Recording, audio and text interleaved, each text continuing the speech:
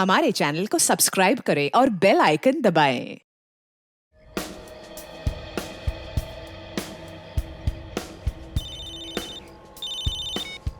हाँ माधुरी, बोलो। मैं कब से तुम्हारा इंतजार कर रही हूँ। माधुरी, मैं अभी क्लब में ही हूँ। मुझे स्विमिंग करने का मन कर रहा है। घर आने में देरी हो जाएगी। नहीं, तुम अभी इसी वक्त आ जाओ। मैं तुम्हारे बिना खाना नहीं खाऊंगी। देखो, तुम परेशान मत हो। तुम खाना खा के सो जाओ। मुझे घर आने में वक्त लग सकता है। क्या बात है आकाश, तुम्हारी आवाज, कोई परेशानी है क्या? नहीं, ऐसी कोई बात नहीं। कुछ तो है आकाश। माधुरी, ऐसी कोई बात नहीं है। तुम खामखा परेशान हो रही हो। नहीं, कुछ तो है। मैं तुम्हारे रग रग से वाकिफ हूँ। माधुरी, मैंने बोला ना कि ऐसी कोई बात नहीं है। मैं फोन रख रहा हूँ, बाय। अब इसको कैसे बताऊँ?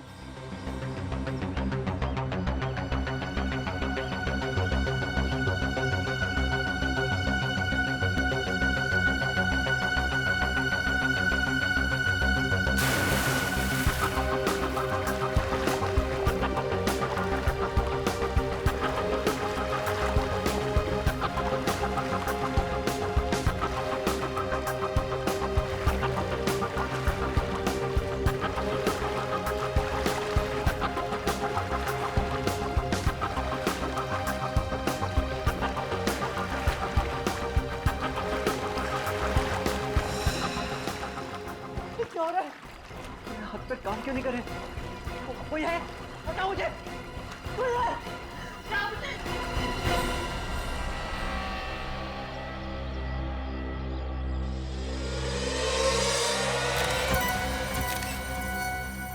ये सब कैसे हो गया?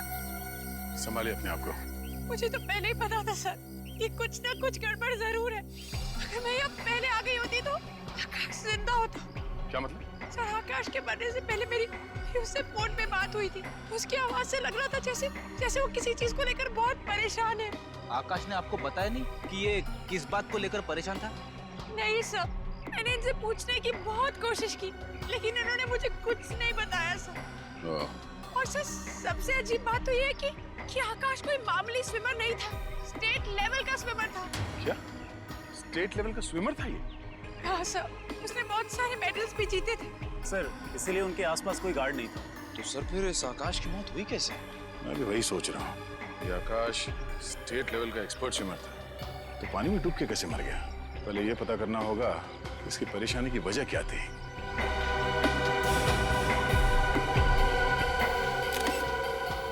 मोबाइल ये तो आकाश का ही फोन है। निखिल, तो देखो, देखते हैं इसके मोबाइल से कुछ पता चलता है क्या।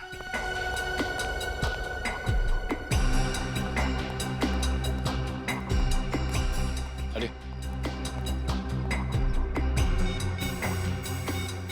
आज एक एमएमएस आया है। एमएमएस? सर, किसका है? किसी अननोन नंबर से एमएमएस आया है। देखते हैं।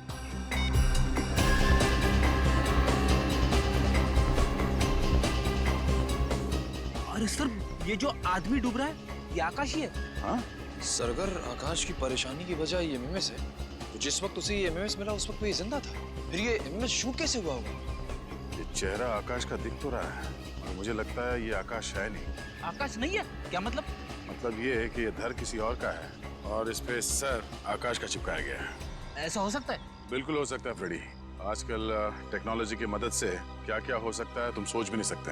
एक काम करो, पता करो ये नंबर किसका है। अच्छा, ये आकाश जब स्विमिंग पूल पर आया उसके बाद कोई यहाँ पर आया था? नहीं सर, कोई नहीं आया था। ठीक है।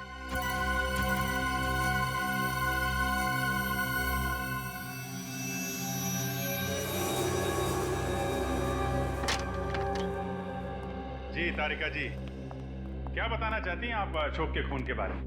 भाई साहब, ये तारिका जी नहीं, मैं बताऊंगा। सर, मैं तारिका जी से बात कर रहा हूँ। आप बीच में घुसे चले आ रहे हैं।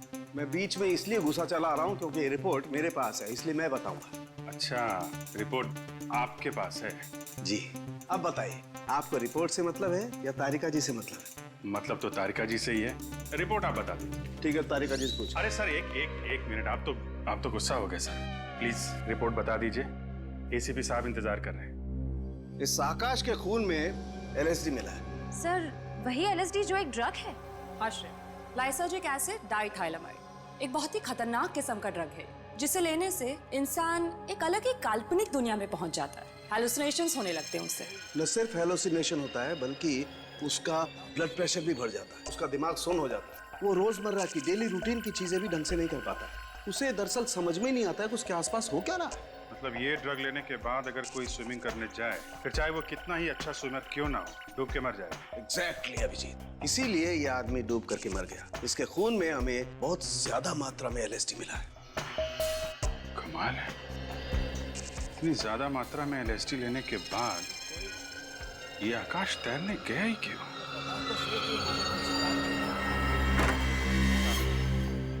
समझ में नहीं आ रहा है कि ये लोग नशे के चक्कर में फंस कैसे जाते हैं।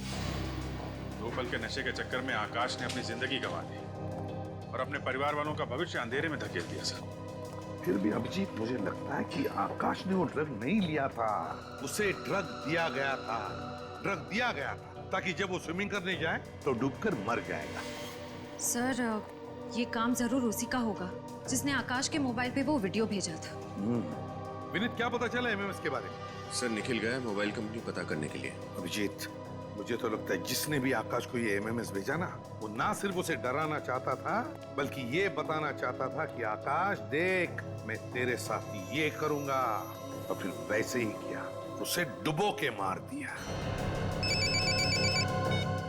हाँ निखिल, उस नंबर का पता चल गया? किसका नंबर है? ओके सर, उस नंबर का पता चल गया जिससे आकाश को वो MMS भेजा गया था। किसका नंबर है वो? सर कोई स्मिता कुमार है, वो एनडी नगर में रहती है। एनडी नगर? अभिजीत, तुम आकाश के घर जाओ और पता लगाओ किसने आकाश को ड्रग्स दिया और कैसे दिया। Okay sir. और मैं और विनीत हम स्मिता कुमार के घर जाते हैं। स्मिता कुमार।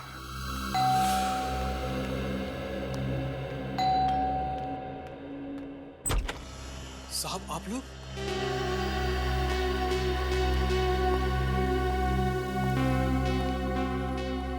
माधुरी जी, आपने हमें बताया क्यों नहीं? आपके हस्बैंड ड्रग्स लेते थे, LSD। आकाश ड्रग्स लेते थे? आप तो ऐसे चौंक रही हैं जैसे आपको इसके बारे में कुछ पता ही नहीं। क्या कह रहे हैं सर? आकाश तो सिगरेट और शराब के नाम से भी नफरत करते थे और आप लोग कह रहे हैं कि आकाश ड्रग्स लेते थे? सचिन, पंकज, चेक करो घर। देखिए सर, देखिए, हम सिर्फ वही कह रहे हैं जो हमें फोरेंसिक रिपोर्ट ने बताया है। LSD वजह आपके पति के पानी में डूब के मरने की, वरना इतने एक्सपर्ट स्विमर थे आपके हस्बैंड, बिना किसी वजह के स्विमिंग पूल में तो डूब नहीं सकते।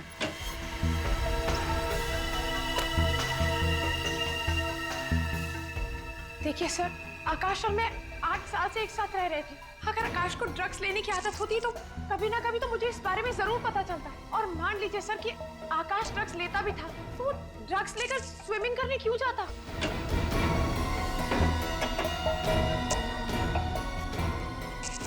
तो आप ये कहना चाहती हैं कि किसी और ने आकाश को ड्रग्स दी, शायद खाने पीने की चीजें मिला के, धोखे से?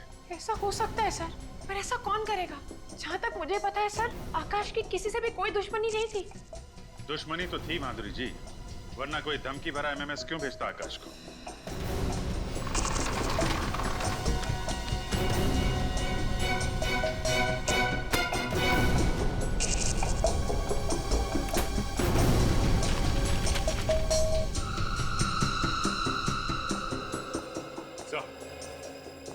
हाँ सच, ये देखिए सर, ये बाथरूम में कलोन की बोतल मिली है जिसमें कैप्सूल छुपा के रखे गए।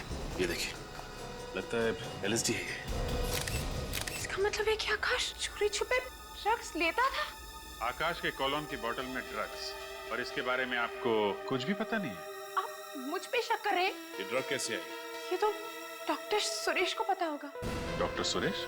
हाँ सर, आकाश को जब भी कोई प्रॉब्लम होती थी तो वो उन्हीं के पास जाता था। डॉक्टर सुरेश?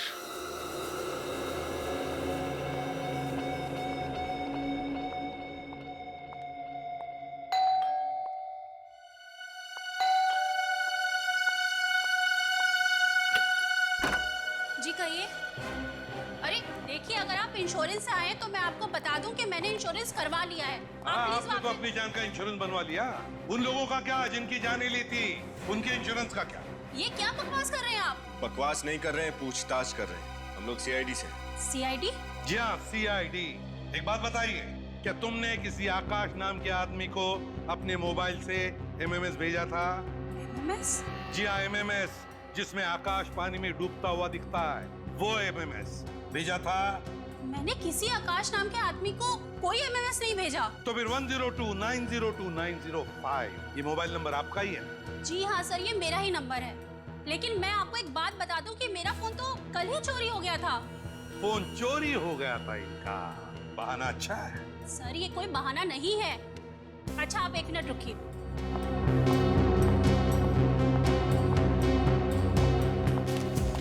ये देखिए सर, मैंने अपने फोन के चोरी होने की रिपोर्ट भी लिखवाई थी। कहाँ चोरी हुआ था आपका मोबाइल? सर आकांक्षा मॉल के पार्किंग लॉट से। अगर आपका फोन चोरी हो गया था तो आपने मोबाइल कंपनी से कहकर अपना सिम ब्लॉक क्यों नहीं करवाया? मैंने उनको सिम ब्लॉक करने के लिए बोला था, लेकिन पता नहीं उन्हें इतना टाइम क्यों लगा। पता नहीं इतना टाइम क्यों लग गया, क्या करेगी बेचारी। खैर जरा बताइए आपका ये मोबाइल चोरी हुआ कैसे, जरा हम भी तो सुने।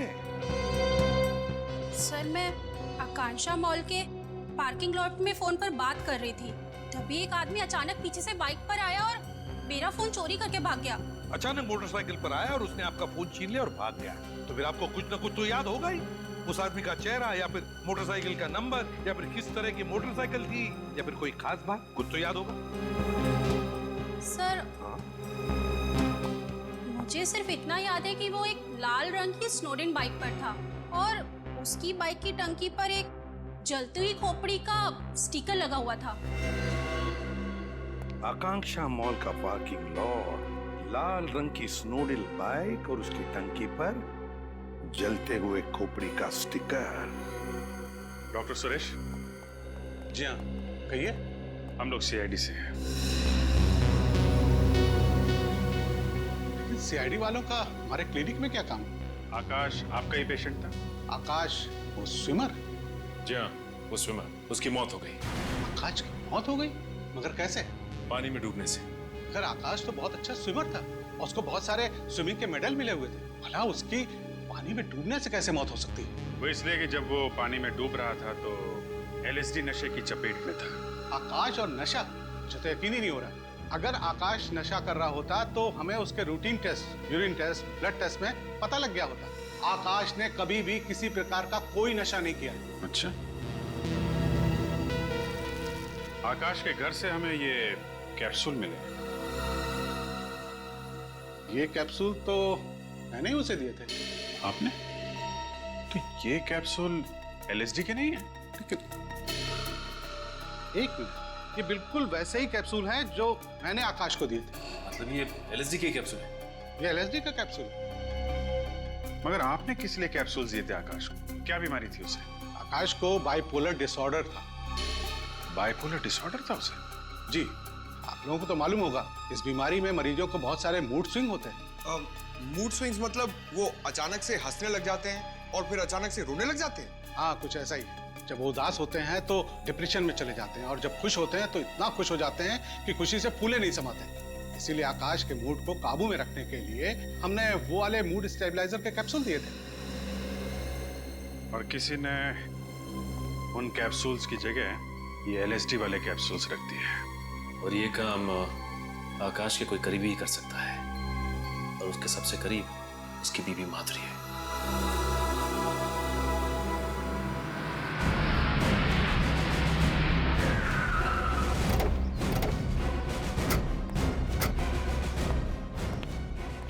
हमें एक बाइक के बारे में पूछताछ करनी है।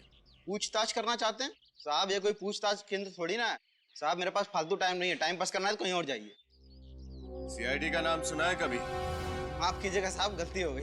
तब बताओ, कल दोपहर को 1 बजे एक आदमी आया था बाइक पर, उसने एक औरत का मोबाइल चुराया और फिर भाग गया। वो कुछ याद आता है? लाल कलर की स्नोडेल बाइक थी और उसकी टंकी पर एक स्टिकर लगा हुआ था जली हुई खोपड़ी का। हाँ साहब, याद आया साहब। मैंने मेम साहब के साथ उस बाइक वाले का पीछा करने की कोशिश की थी, साहब वो भाग निकला। उस आदमी का चेहरा देखा तुमने? कुछ याद है उसके बारे में? साहब उसने हेलमेट पहन रखी थी, इसलिए मैं चेहरा नहीं देख पाया। उसे गाड़ी का नंबर तो नोट करके रखा होगा? हाँ साहब, नंबर है। बताओ जल्दी। कल दोपहर को 1 बजे साहब ये रहा, ये ATZ BT 0197। ATZ BT 0197। RTO को फोन करो, उनसे कहो यहाँ पर भी एक बाइक दिखे या मिले तो तुरंत हमें इन्फॉर्म करने के लिए।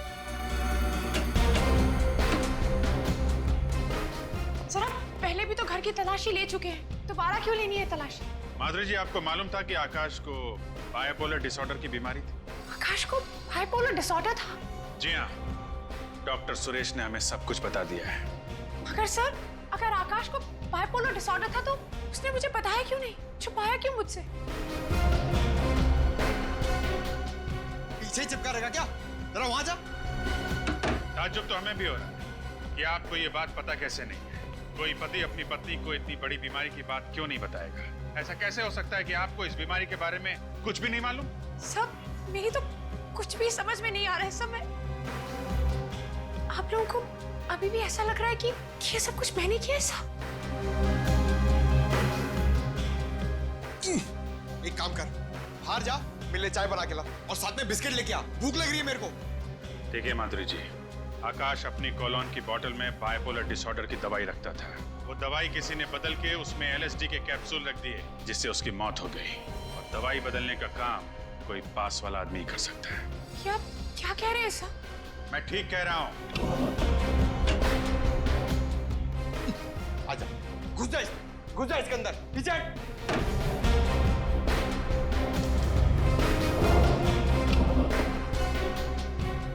मैं आकाश को क्यों मारूंगी? मैं तो बहुत प्यार करती थी उससे, और अब यकीन माने या ना माने, मैं अपने आप को अभी भी समझा नहीं पा रही हूँ कि आकाश इस दुनिया में नहीं रहा।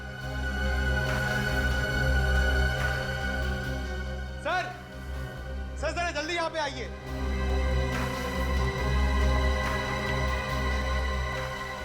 हाँ पंकज? सर ये देखिए, इस घड़ी के ऊपर एक कैमरा छुपा के रखा हुआ है। ओह, ये कैमरा सीधे बाथरूम पे नजर रख रहा है। हाँ सर, और ये आकाश जब बाथरूम का दरवाजा खोलकर अपनी दवा खाने जाता था तो ये कैमरा वहां से सब कुछ रिकॉर्ड करता होगा, और इसी बात का फायदा उठाकर खूनी ने उसकी दवाओं से वो LSD के कैप्सूल्स बदल दिए, जो कि दिखने में बिल्कुल वैसे ही दिखते थे। माधुरी जी, अब आप कहेंगे कि आपको इस कैमरे के बारे में भी कुछ नहीं मालूम? प्लीज मेरी बात का यकीन कीजिए, मुझे नहीं पता सर कि ये कैमरा यहाँ पर कैसे आया। तुम्हें मालूम है?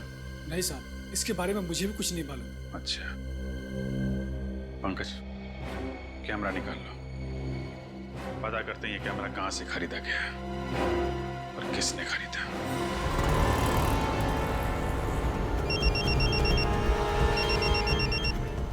हेलो निशान, बाइक मिल गई? कहाँ पर? त्रिपोलिया बाजार। ठीक है, हम अभी आते हैं। अच्छा, लेकिन हम तुम्हें पहचानेंगे कैसे? पिस्ता कलर का शर्ट पहना है तुमने और डार्क पैंट। ओके, फिनिश, गाड़ी घुमा लो आप।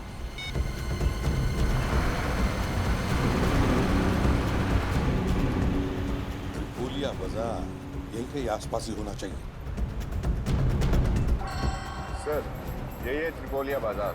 नजर रखना जरा, पिस्ता कलर का शर्ट पहना हुआ है निशान का। कहीं वो तो नहीं? वो देखो, आगे जाके यूटर्न मार।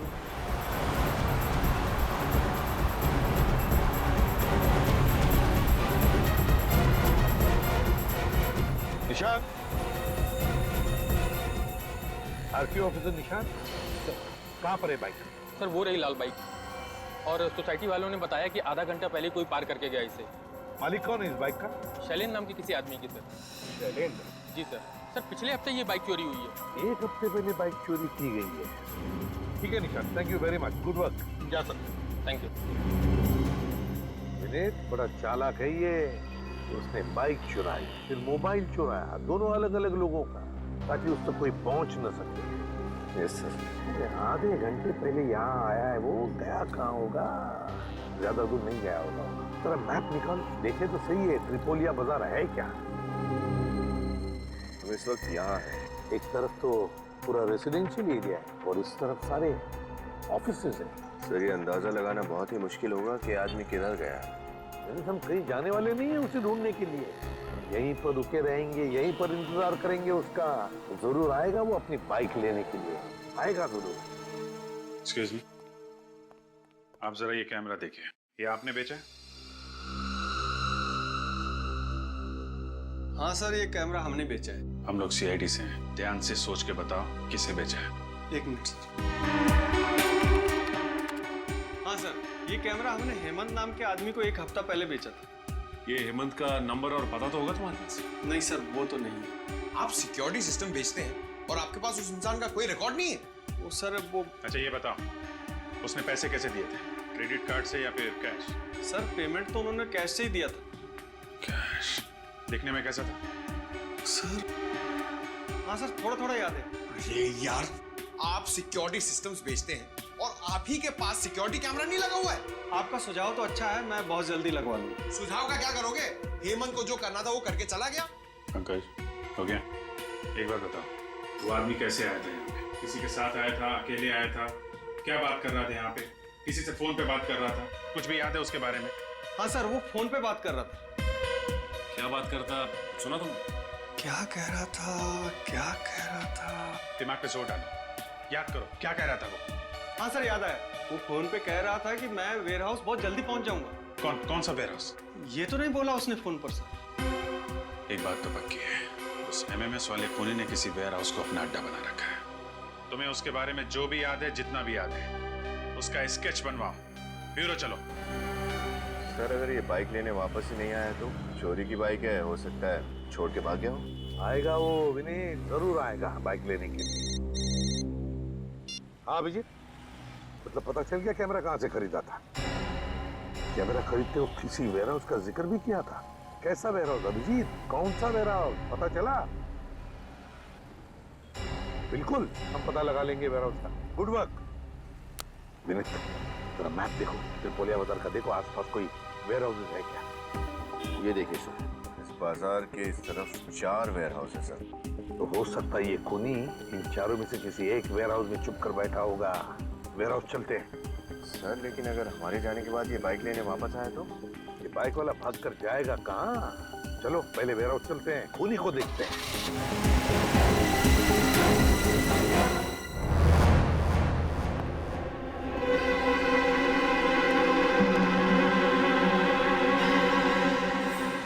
वेयर हाउसेस में तो कोई गड़बड़ नहीं थी। पता नहीं क्यों मुझे ऐसे लगता है कि खूनी इसी वेयर हाउस में मिलेगा। चौकन्ना रहना।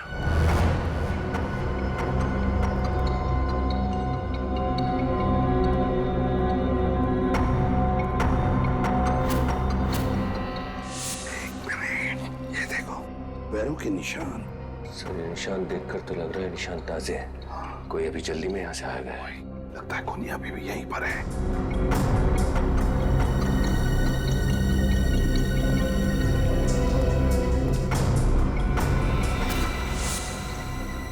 लैपटॉप, और फिर यहाँ पर कोई भी नहीं। ये भाग तो नहीं गया। लैपटॉप खोलो, देखो देखो क्या है लैपटॉप पर।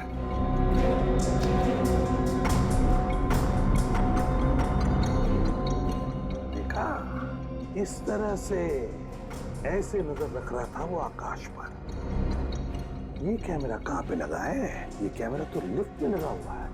लेकिन आकाश की बिल्डिंग में तो लिफ्ट थी नहीं। तो फिर ये जगह कौन सी है? किस बिल्डिंग की लिफ्ट है ये? सर हो सकता है आकाश शायद इस बिल्डिंग में आता जाता था। या तो ऐसा भी हो सकता है कि आकाश के अलावा वो किसी और पर भी नजर रख रहा था और शायद उसका खून करना चाहता है। और वो जो भी है इस बिल्डिंग में रहता है। कौन सी जगह हो सकती है? ये देखो, लिफ्ट खुल गई। देखो लिफ्ट के सामने बोर्ड लगा हुआ है, आनंद मोहन हाउसिंग सोसाइटी। इसका मतलब ये आदमी आनंद मोहन सोसाइटी में रहता है। आनंद मोहन सोसाइटी।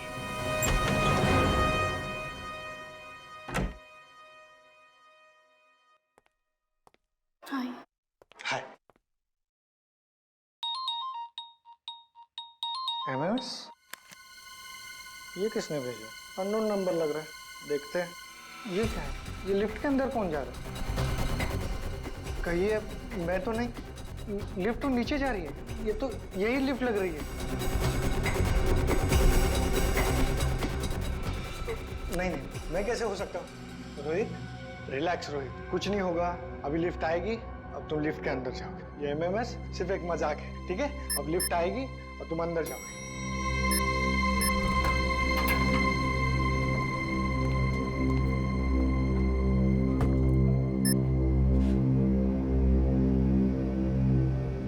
खामखा डर रहा था, कुछ नहीं हुआ। ये क्या हो रहा है? बचाओ! ये तो ऐसे हो रहा है जैसे मुझे एमएमएस में दिखा था। बताओ कोई है? कोई है? लिफ्ट करो। बता कोई है? लिफ्ट करो।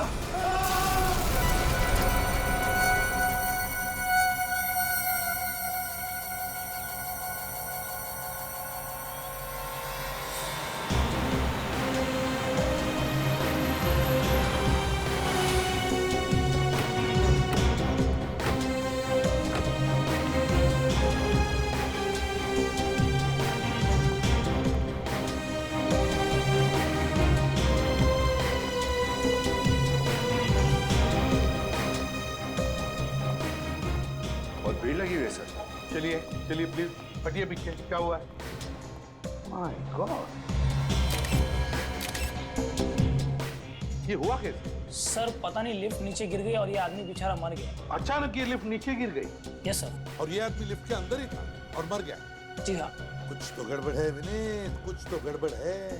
एक काम करो, पूरी मशीनरी, पूरा केबल वगैरह चेक करो अच्छी तरह से लिफ्ट का। देखो किसी ने कुछ हरकत की है क्या। एक बात बताओ, किसी ने भी लाश को हाथ तो नहीं लगाया?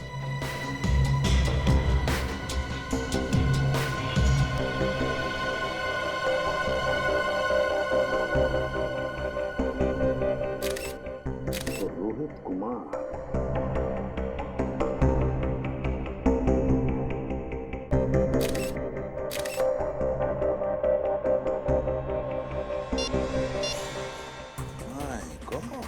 वैसा ही धमकी भरा एमएमएस जैसा आकाश को भेजा था। कैमरा? ये रोहित कुमार इसी बिल्डिंग में रहते हैं? सर 1203 12वें महले पे। इसी बिल्डिंग में? जी साहब। अच्छा एक बात बताओ, तुमने किसी अनजान आदमी को यहाँ पर आते जाते देखा? सर तो कोई आदमी नहीं आया था सर। तो याद करके बताओ, कोई बाहर का आदमी आके गया होगा? हाँ साहब, वो लिफ्ट मैकेनिक आया था। लिफ्ट ठीक करने वाला आया था? Lift mechanic? हाँ साहब। उसका तुमने आइडेंटिटी कार्ड वगैरह देखा? कंपनी का कार्ड था उसके पास? हाँ चेक किया था, आईडी बराबर था। क्या नाम है उसका? ऋतिकेश नाम था। उसने कोई नंबर वगैरह दिया अपनी कंपनी का या उसका खुद का? हाँ सर, मोबाइल नंबर लिया है मैंने। क्या नंबर है बताओ।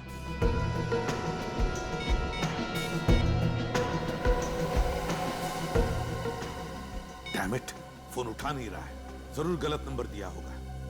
सर। हाँ सर, ये लिफ्ट अपने आप नीचे नहीं गिरी, इसके साथ छेड़खानी हुई है। यही शक था मुझे। लिफ्ट मैकेनिक बनकर आया था।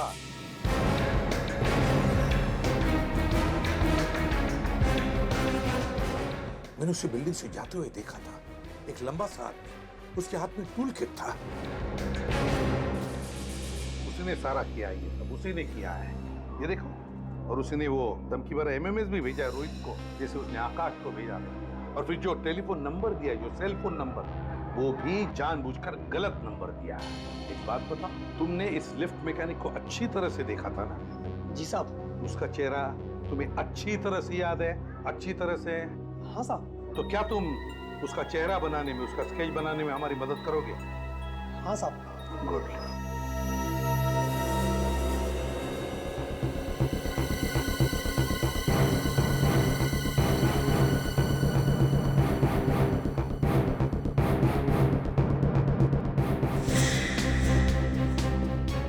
तैयार हुआ? सर एक लगभग रेडी है, दूसरा तैयार हुआ। एक बार दोनों स्केच बन जाए सर, पता चल जाएगा ये दोनों खून आपस में जुड़े हुए हैं या नहीं। है, कनेक्शन है। पहले रोहित और आकाश को एमएमएस भेजा गया, फिर एमएमएस देखने के बाद इन दोनों का खून किया गया। आकाश को पानी में डुबो के मारा गया और रोहित को लिफ्ट में। दोनों के खून में कोई ना कोई संबंध जरूर है। रोहित और आकाश के बारे में पता लगाना चाहिए। सर श्रेया लगी हुई है, बस डिटेल्स लेके आने वाली है। सर। हाँ, दोनों स्केच तैयार हो गए सर। ये स्केच इन्होंने बनवाया और ये स्केच इन्होंने बनवाया। अभिजीत, क्या लगता है तुम्हें इन स्केचेस को देखकर?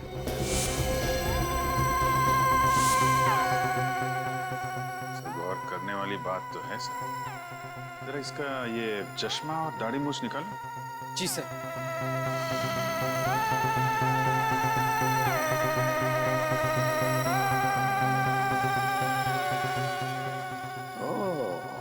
ये बात है कि दो अलग अलग आदमी नहीं बल्कि एक ही आदमी है, और इसी आदमी ने वो दो खून किए हैं। विनीत, हमारे क्रिमिनल रिकॉर्ड्स में देखो कुछ पता चलता है क्या इस आदमी के बारे में?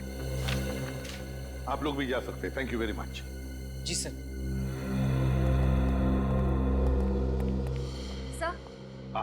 सर आकाश और रोहित के बीच क्या कनेक्शन है उसके बारे में पता चल गया। अच्छा, क्या? सर आकाश एमवी के कॉलेज में पढ़ता था और रोहित स्टेनी कॉलेज का स्टूडेंट था। आकाश एमवी के कॉलेज में पढ़ता था और रोहित स्टेनी कॉलेज में। Yes sir. सर 2005 में इन दोनों कॉलेजेस ने अपने थर्ड ईयर स्टूडेंट्स को शिमला भेजा था एक समर कैंप के लिए। आकाश और रोहित दोनों इस समर कैंप में गए थे। Shimla summer camp 2005। ये चक्कर है सर, इस मौत की कहानी का पहला पन्ना समर कैंप में लिखा गया था, शिमला में। और क्या पता चला श्रेया इस समर कैंप के बारे में? सर मैंने एमवी के कॉलेज के प्रिंसिपल से आज 3 बजे की अपॉइंटमेंट ले ली है। सर उसी कॉलेज के एक प्रोफेसर भी उस समर कैंप में गए थे, वो भी आज उस मीटिंग के लिए वहाँ मौजूद रहे। Very good work Shreya, very good work. Sir. हाँ सर मिल गया। सर इसका नाम राजा है, पहले भी बहुत सारे जुर्म किए हैं इसने और कई बार जेल भी जा चुका है। राजा, पता लगाना पड़ेगा इस राजा का महल कहां पर बना है और फिर एमवी के कॉलेज से भी पता चल जाएगा क्या हुआ था उस समर कैंप में। नमस्ते सर। आइए आइए, मैं आप लोगों का इंतजार कर रहा था। और ये है यहाँ के प्रोफेसर जिसे आप मिलना चाहते हो। नमस्ते सर। नमस्ते। तो आप ही इन बच्चों को 2005 में शिमला के समर कैंप लेके गए थे? जी। ओके। प्रोफेसर साहब जरा ये फोटो देखिए, इन दोनों को पहचानते हैं आप? हाँ, इसे मैं अच्छी तरह से पहचानता हूँ। ये आकाश है और ये शायद रोहित। अरे वाह, आपकी याददाश्त तो काफी अच्छी है। 8 साल बाद भी आप इनको इनके नाम से पहचानते हैं? दरअसल मुझे सबके नाम तो अच्छी तरह से याद नहीं है, मगर इन चारों के नाम मुझे अच्छी तरह से याद है। 4? लेकिन हमने तो आपको 2 ही फोटोग्राफ दिखाए। इन दोनों के साथ में 2 लड़के और थे उस शिमला वाले समर कैंप में। क्या नाम था उसका? यस, विशाल और अमन। विशाल और अमन? हाँ, अमन उस समर कैंप में ड्रग्स का इस्तेमाल करते हुए पकड़ा गया था। अमन ड्रग्स लेता था? और पकड़े जाने पर उसने आकाश, विशाल और रोहित पे इल्जाम लगा दिया कि वो तीनों उसे फंसा रहे हैं। अच्छा, फिर क्या हुआ? फिर क्या, फिर कुछ नहीं। अमन के इल्जाम झूठे साबित हुए और उसके कॉलेज वालों ने उसे निकाल दिया। ये चक्कर है। लगता है ये अमन 8 साल के बाद नींद से जागा है बदला लेने के लिए और इस राजा के साथ मिलकर ये सब खून कर रहा है। प्रिंसिपल साहब, ये रोहित और अमन का एड्रेस मिल सकता है? हाँ जरूर इंस्पेक्टर साहब, मैं इन दोनों का कॉलेज से पता करके आपको बताता हूँ। प्लीज जरा जल्दी कीजिएगा, किसी की जिंदगी और मौत का सवाल है।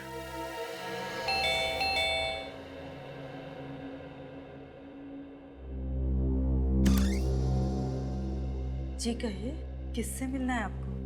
अमन है घर पे? आप अमन से मिलने आए? जी हाँ, हम अमन के दोस्त हैं। आप झूठ बोल रहे हैं। पिछले 8 साल से अमन का कोई दोस्त नहीं है। क्या मतलब? आइए आइए मेरे साथ। इधर आइए।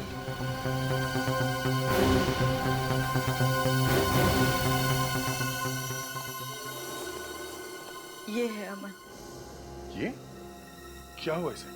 पहले आप बताइए, आप लोग कौन हैं और यहाँ क्यों आए हैं? माँ जी, हम लोग सीआईडी से हैं। एक केस की तहकीकात हमें यहाँ तक खींच लाई। CID case? क्या कह रहे हैं आप लोग?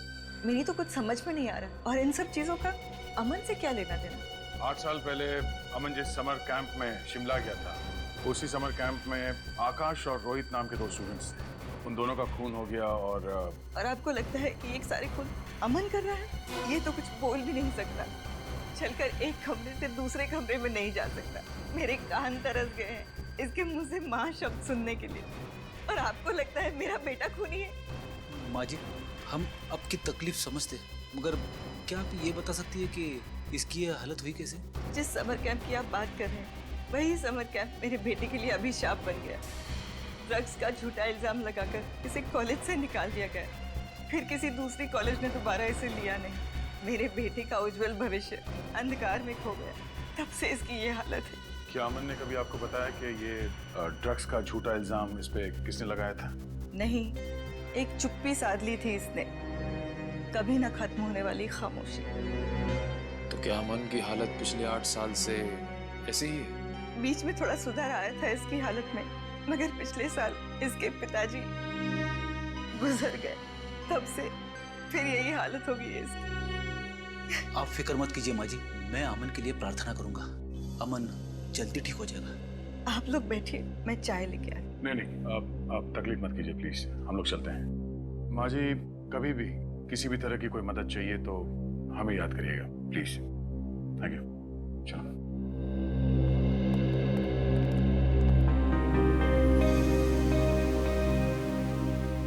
सर, अमन इस हालत में है ही नहीं कि वो किसी का खून कर सके।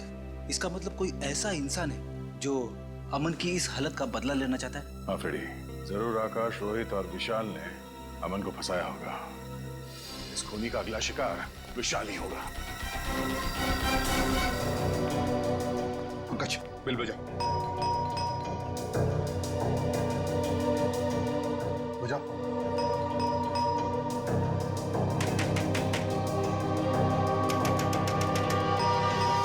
विशाल सर, ये दरवाजा खोल क्यों नहीं रहा है? कहीं कुछ हो तो नहीं गया? गैस की बदबू आ रही है। मास्क पहन लो, मास्क पहन लो। विनीत। Yes sir. मस्जिद से दरवाजा खोलो। पंकज, पंकज देखो गैस कहां से आ रही। बंद करो।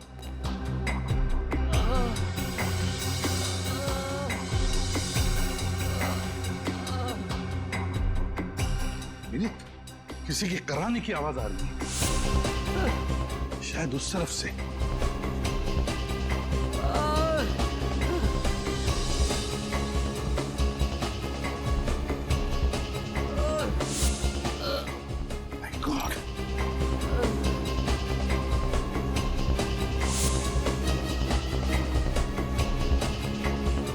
विशाल हो ना?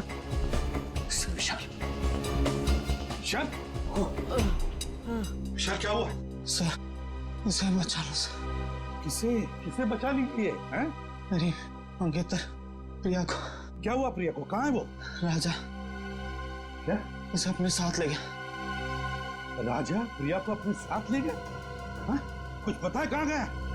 सर, पंकज तुम इसे हॉस्पिटल ले जाओ, हालत बहुत खराब है। विनीत, श्रेया को फोन करो, बुला लो उसे। हमें प्रिया को बचाना चाहिए, जल्दी। पंकज हम लोग जाते हैं।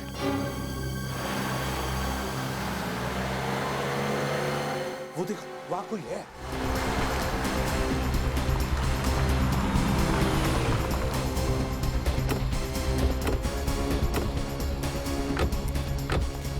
सर, कहीं ये प्रिया तो नहीं? प्रिया, तुम ठीक हो? उठो आराम से। आप लोग? हम सीआईडी से। तुम ठीक हो ना? मैं ठीक हूँ। संभालो इसे।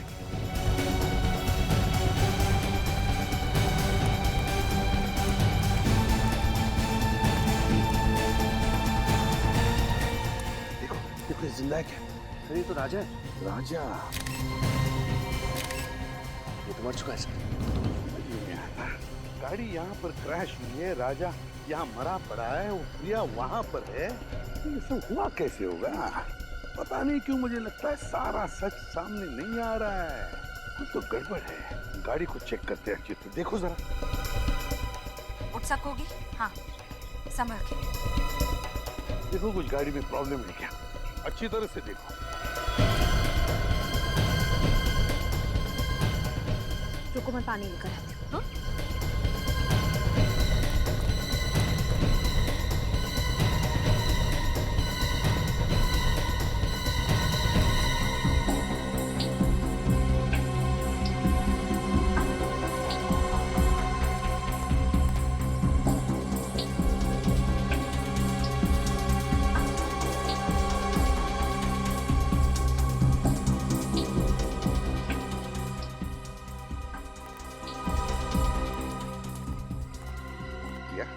कैसी हो?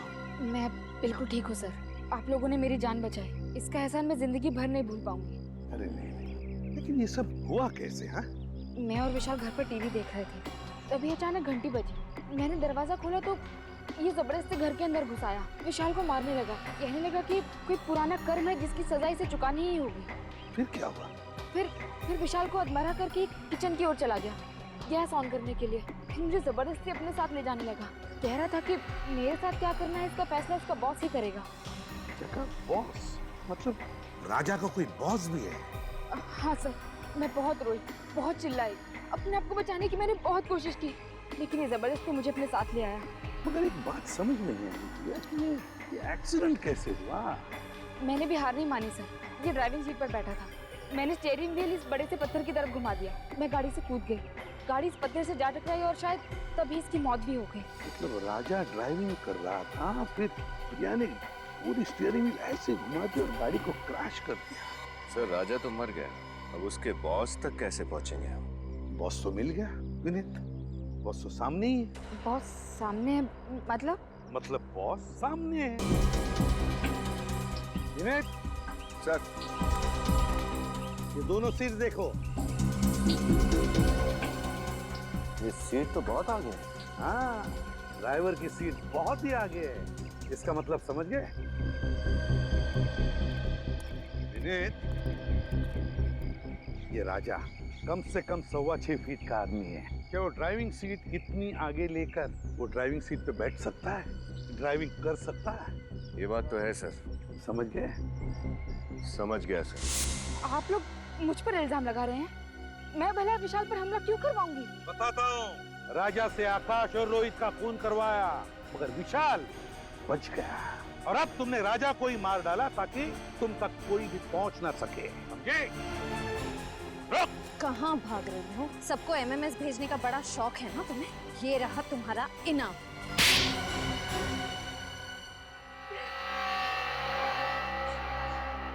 हाँ, मैंने ही आकाश, रोहित और राजा को मार डाला।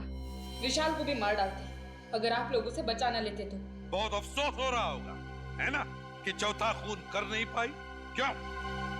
विशाल को मार डालती तो मेरा बदला पूरा हो जाता। कैसा बदला? अमन का बदला। बहुत प्यार करती थी मैं अमन से। कितने सुहाने सपने देखे थे हमने हमारे भविष्य को लेकर, लेकिन उन तीनों ने अमन की क्या हालत कर दी। आज मेरा मन अपनी प्रिया को पहचानता तक नहीं है। अमन की इस हालत के लिए वो तीन जिम्मेदार कैसे? 8 साल पहले शिमला के समर कैंप में उन तीनों ने जबरदस्ती अमन को शराब पिलाई। उस बेचारे को तो पता तक नहीं था कि उस शराब में ड्रग्स मिला रखी थी। उस ड्रग्स की मात्रा इतनी ज्यादा थी कि हमें तभी अमन को हॉस्पिटल लेकर जाना पड़ा। पूरे कॉलेज में अमन की बदनामी हुई कि अमन ड्रग्स लेता है। उसे कॉलेज से भी निकाल दिया, कहीं और एडमिशन नहीं मिला उसे। इस बात का उसे इतना गहरा सदमा लगा कि आज तक वो। फिर अमन की इस हालत का बदला लेने की तुमने ठान ली? हाँ, मैंने ही राजा को तीनों को मारने की सुपारी दी थी। एमएमएस भेजे और काम खत्म हो जाने के बाद मैंने खुद ही राजा को ऊपर पहुंचा दिया। उस एमएमएस में राजा ही था ना जो डूबने की एक्टिंग कर रहा था? जी। अमन के साथ जो कुछ हुआ वाकई बहुत बुरा हुआ, इसका अफसोस है हमें। लेकिन जुर्म की आग को बदले की आग नहीं बुझा सकती। 3 खून किए तुमने और खूनियों की मंजिल एक ही है, फांसी का फंदा। For more updates, subscribe to our channel, click the show links and enjoy watching the videos.